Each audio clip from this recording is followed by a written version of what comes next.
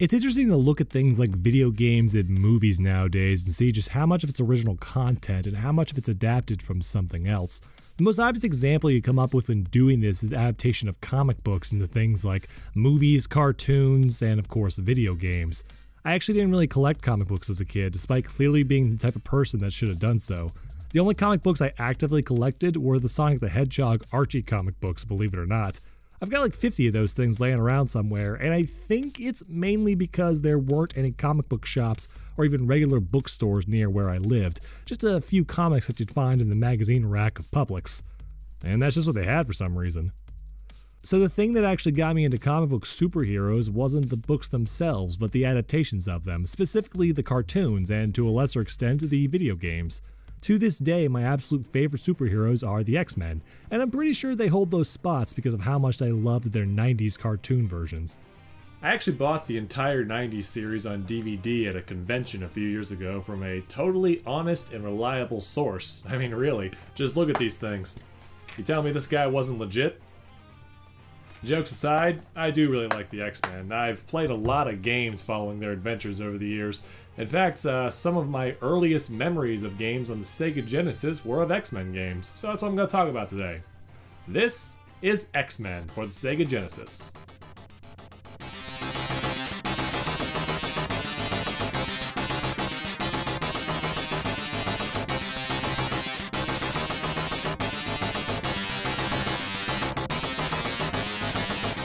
X-Men for the Sega Genesis is a 1993 video game developed by Western Technologies Incorporated and published by Sega. The game was loosely based off the incarnation of the X-Men that were running in the comic books at the time, hence why Wolverine is in his signature yellow spandex and Cyclops is wearing his signature yellow underwear. The game's plot is as follows. Magneto is a dick and decides to kill the X-Men. Ladies and gentlemen, I present one of the most sympathetic comic book villains in history. To be more specific than that, the X-Men's long-term, well-intentioned extremist nemesis, Magneto, decides that he's sick of the X-Men meddling in his efforts of squashing humanity under his mutant foot and uploads a virus of ones and zeros into the Danger Room, the X-Men's training simulation device. The virus turns the Danger Room simulators into real threats that can actually kill the X-Men, which is a far cry from what it usually is, apparently.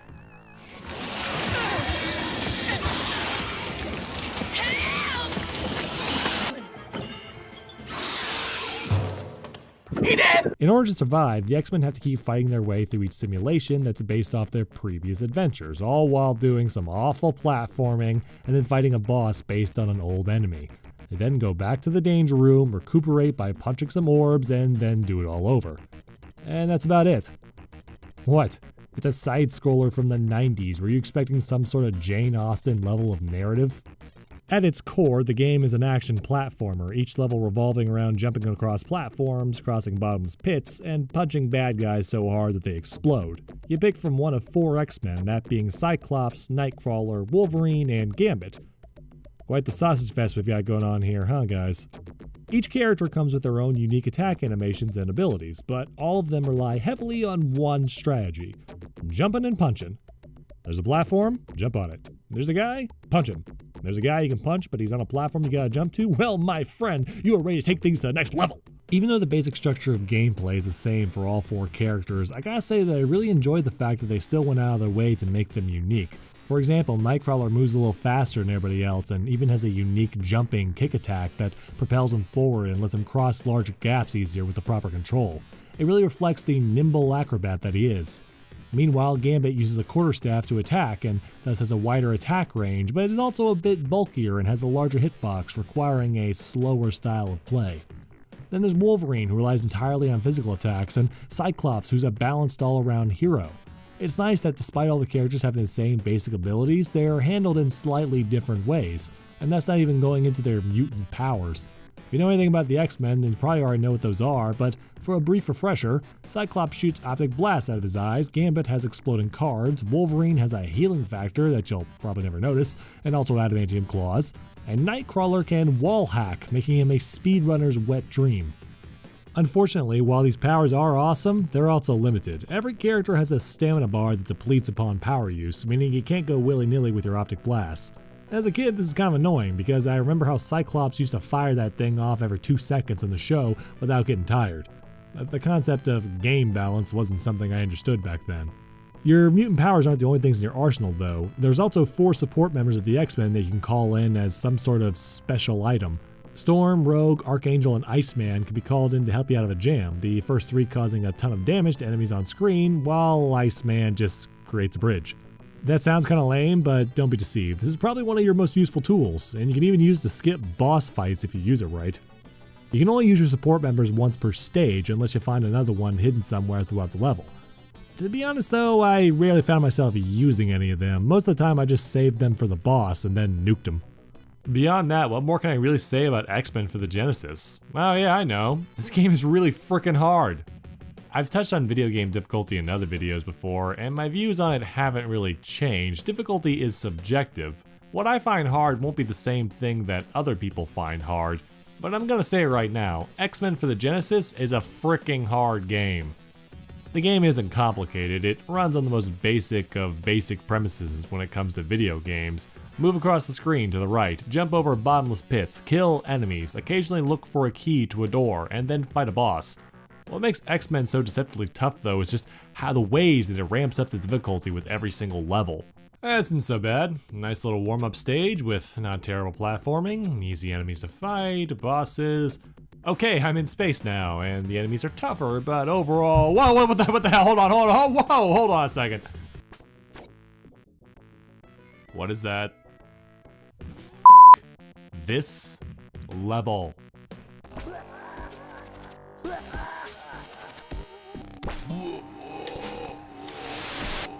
There's only 6 levels to play through, which is a pretty scarce amount given the time period of when this game was made, but that doesn't really matter because just about all of those levels are hair-pullingly difficult if you don't exactly know what you're doing. And the first stage isn't too terrible, most people won't have too many issues getting through it, but each stage onwards turns the difficulty notch up by about 5 by constantly introducing new enemies with different abilities, new cheap hazards to avoid, and increasing the number of bottomless pits to the point where they are everywhere. I probably died more to haphazard platforming with poor hit detection than anything else. On that note, I actually find it ironic that bottomless pits don't instantly kill you in X-Men, considering that this was the norm for every other platformer of the era.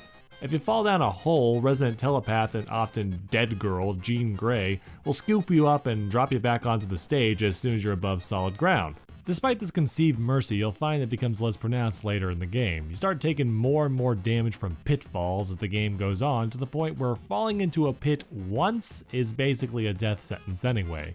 I really can't overstate how annoying the platforming in this game is. It's to the point where a simple jump like this is harrowing because you can hit your head on the ceiling and then immediately fall to your death. Of course, if you do somehow survive with some of your health, you might think that all you gotta do is find a health power up and keep trucking. Yeah, well, good freaking luck because there are very few health power ups at each stage, and they're often hidden in obscure spots behind numerous enemies that don't even make them worth it in the end. There is another alternative to getting around this issue. In every stage, you can swap characters if one's health is getting low and you don't want them to die, or if you just want to swap to get past a particular obstacle and someone else can probably handle it better. You can only do this a certain number of times though, a number that decreases as the game goes on.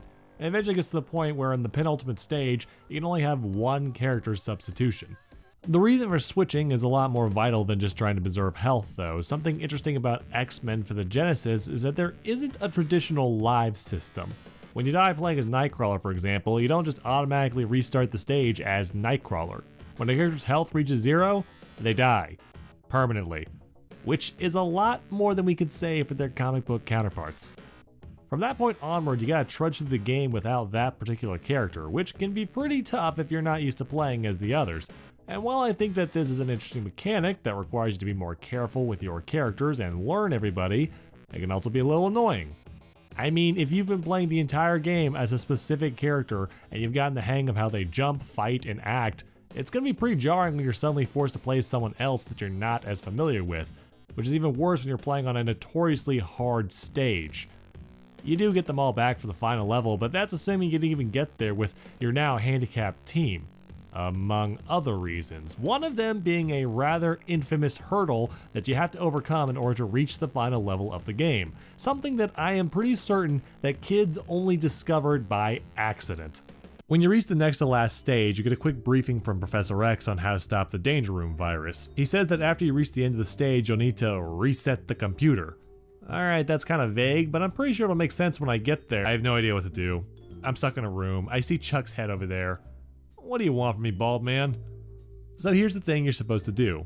After you destroy this image of the Danger Room computer, you have to actually sit up, walk over to your Sega Genesis, and push the reset button. You have to reset the computer.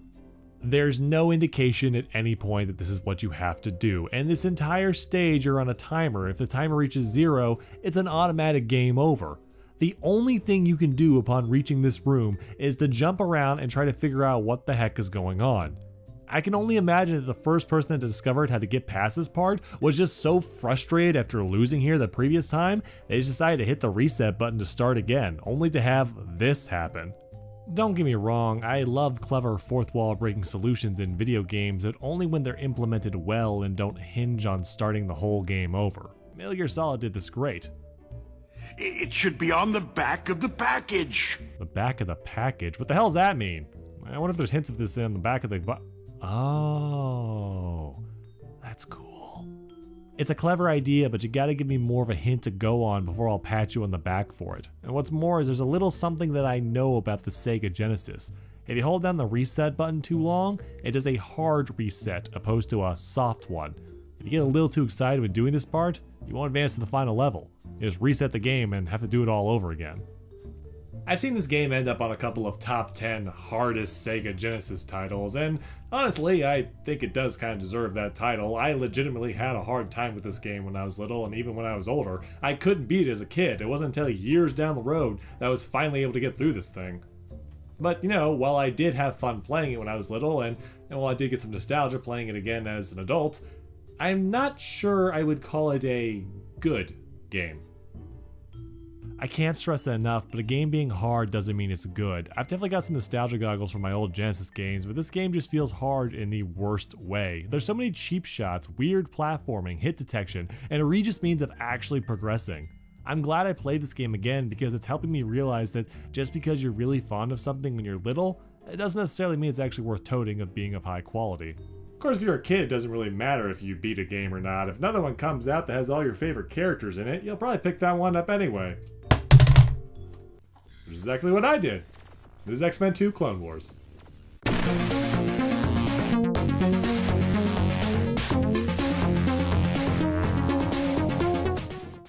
X-Men 2 Clone Wars was the 1995 sequel to the X-Men Sega Genesis game, this time being developed by PET Games. I use the term sequel very loosely because the only thing that this game has in common with the first one is being on the Genesis and the fact that it centers on the X-Men. The game's plot focuses on the X-Men fighting against the cybernetic virus-like aliens known as the Phalanx, who are slowly kidnapping powerful mutants and replacing them with their own loyal clone versions, while also stuffing them full of nitroglycerin and TNT for some reason. The X-Men set out to stop this invasion of body snatchers in the best way they know how. Running, jumping, and punching. Keep it simple, everybody. Once again, the game follows the simple premise of fighting your way through each stage while trying to reach the end, and then occasionally fighting a boss there, but not always. In fact, sometimes there are stages that consist only of fighting a boss. That being said, the game is still radically different from its predecessor in just about every single way, the most eye-catching one being the art style and graphics. In the first game, it was easy to tell who everyone was due to their design, but when you looked closer, you started to see the blobbiness of weird sprite work start to come through.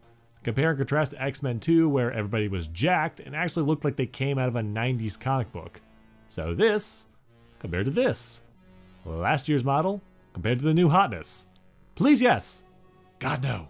Everything about this game really represented how a sequel should be, that being they literally improved on every single possible aspect and shortcoming of the first game. The characters were faster, the levels were bigger, the sounds were better, the enemies were cooler, the difficulty was still challenging without being plain unfair, and the bottomless pits were gone. Clone Wars excelled over the first Genesis game in every conceivable notion. In the first game, when you defeat an enemy, they just kind of evaporate into a slurpy grape juice effect, but in this game, everyone and everything explodes. Ninjas, robots, half-naked guy in the savage land. If you can punch it, you can blow it up. The very representation of this game is pretty cinematic and awesome for its time. When you pop in the game, you don't get a title screen like you do with most games. The first level just automatically starts and you're assigned a random character. This kind of blew my mind as a kid with how different it was, not to mention that it forced me to play as whatever character I got and not someone I was more comfortable with. Of course, that being said, I often just kept hitting reset until I got someone I wanted anyway, but it's the thought that counts.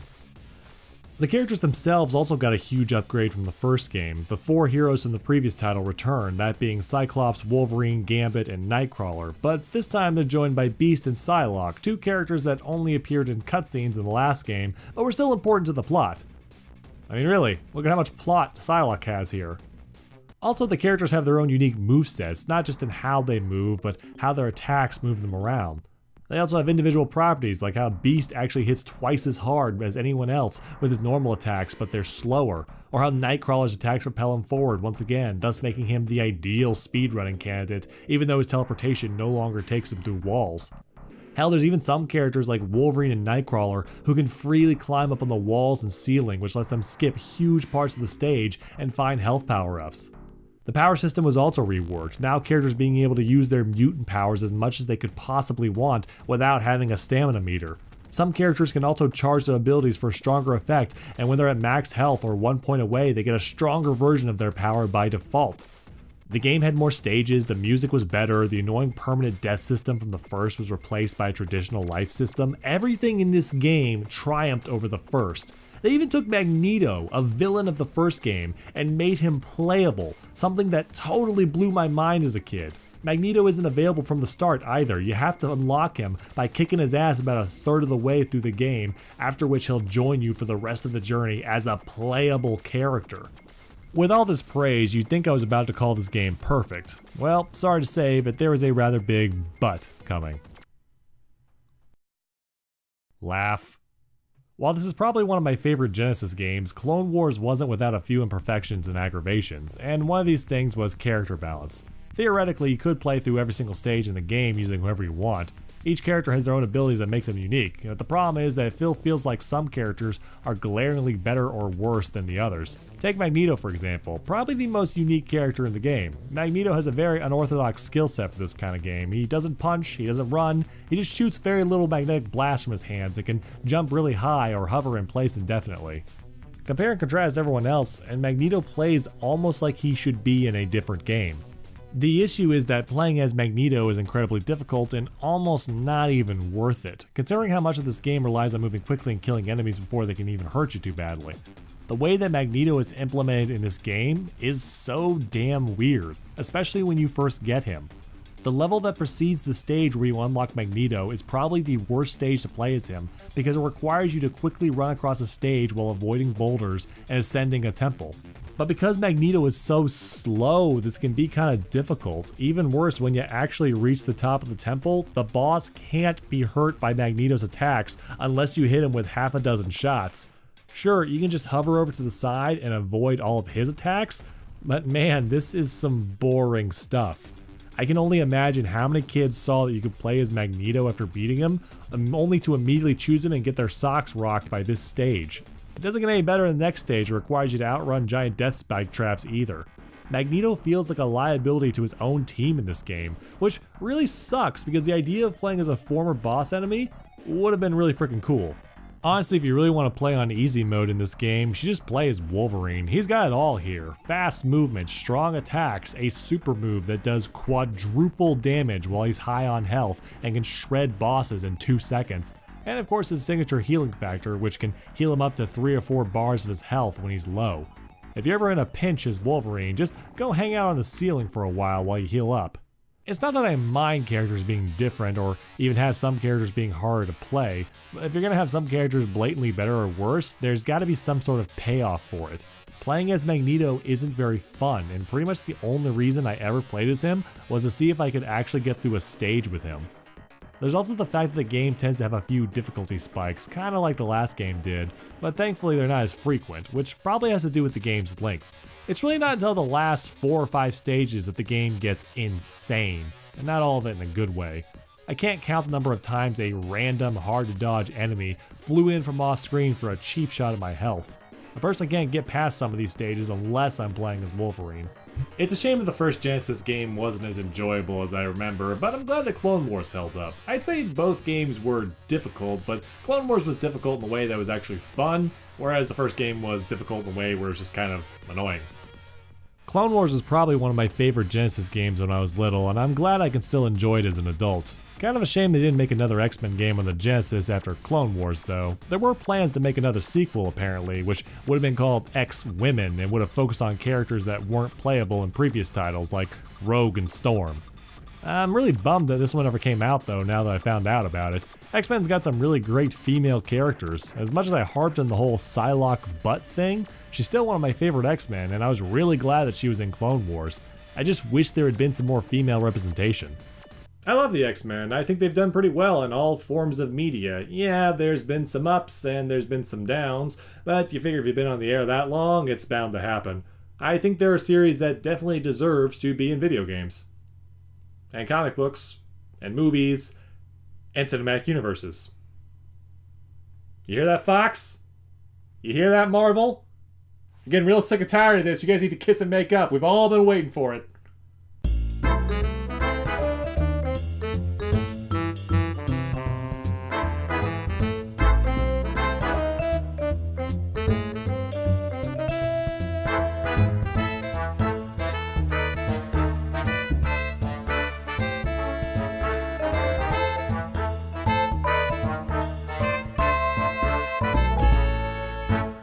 Covered with scorpions. Covered with scorpions. No! Covered with scorpions! Get them off me!